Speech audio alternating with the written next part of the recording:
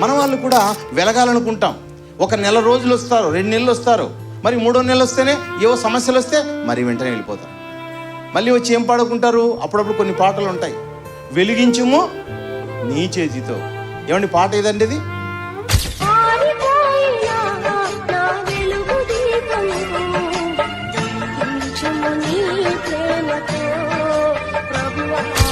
అంటే ఇక్కడేమో వాక్యంతో వెలిగిస్తావు, బయట పోయి ఆరిపోతావు. ఎక్కడికి? డైరెక్ట్గా బ్రాందీ షాప్కి వెళ్ళిపోతాడు, డైరెక్ట్గా ఏదో పనుల్లోకి వెళ్ళిపోతాడు. అక్కడికి పోయి ఆరిపోవడం, మళ్ళీ 2వ వారం వచ్చాడు, మళ్ళీ పాట పాడుకోవడం. వెలిగించాడు కదా, వెలిగించిన దాన్ని ఏం చేయాలి? జాగ్రత్తగా కాపాడుకోవాలండి. నువ్వు వెలిగావు, వెలిగిన నీవు ఈ లోకంలోకి వెళ్ళి అపరిశుద్ధుడుగా కాకూడదు. నీ పరిశుద్ధ జీవితాన్ని కాపాడుకోవాలండి. వాక్యం పరిశుద్ధమైనది. గ్రంథం మీద ఏమని రాయబడింది? ఇది పరిశుద్ధ గ్రంథం.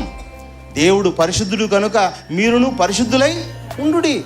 పరిశుద్ధమైన వాక్యాన్ని విన్న నీవే రాకపోతే, నీవే ఆలోచించకపోతే ఇక బయటవాడు ఏం ఆలోచిస్తాడండి? ఇక్కడ ఉండడం, బయటికి పోతేనే మళ్ళీ దేవా ఈ వారమన్నీ తప్పులు చేశాను, పాపాలు చేశాను అనుకుంటూ ఏవో మాట్లాడుకుంటున్నారే. కానీ నీవు వెలిగిన నీవు ఆరిపోకుండా నీ జీవితాన్ని చూసుకోవాలి పిల్లలు.